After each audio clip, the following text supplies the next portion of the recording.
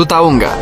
Hampir semua cara kita mikir hari ini, dari sains, logika, sampai moral, berawal dari satu orang yang hidup 2000 tahun lalu.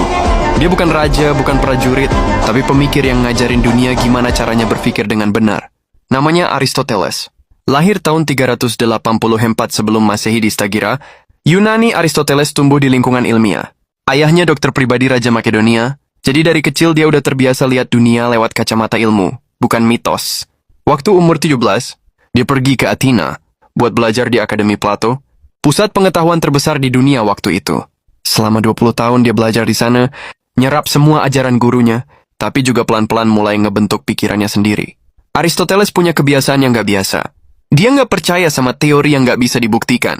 Buat dia, kebenaran bukan soal kata siapa, tapi soal bisa dibuktikan atau enggak. Kalimatnya yang terkenal, Plato adalah temanku, tapi kebenaran adalah teman yang lebih besar. Itu artinya dia bahkan berani beda pendapat sama gurunya sendiri, Plato. Kalau Plato percaya dunia nyata cuma bayangan dari dunia ide, Aristoteles bilang sebaliknya. Dunia yang bisa kita lihat, sentuh, dan teliti, itulah kebenaran yang harus dipahami. Dan dari situ lahirlah logika. Ilmu berpikir yang kita pakai sampai sekarang.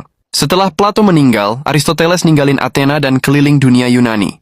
Dia ngajar, nulis, dan riset di hampir semua bidang.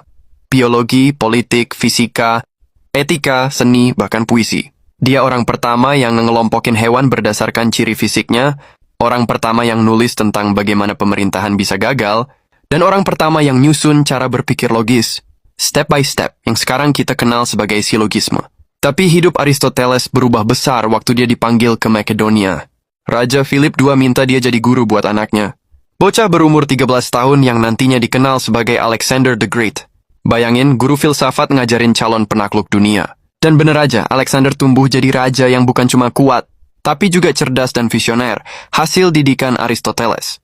Waktu Alexander mulai ekspansi besar-besaran, Aristoteles balik ke Athena dan mendirikan sekolahnya sendiri, Lyceum.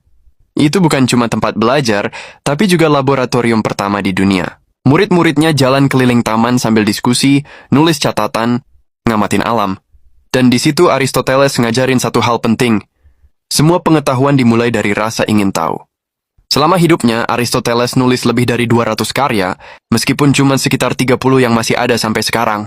Tapi dari tulisan-tulisan itu, lahirlah dasar semua ilmu modern, biologi, logika, politik, ekonomi, fisika, psikologi, bahkan etika.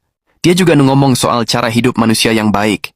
Kebahagiaan bukan dari harta atau kekuasaan, tapi dari mencapai potensi terbaik lu sebagai manusia. Itulah yang dia sebut eudaimonia, hidup dengan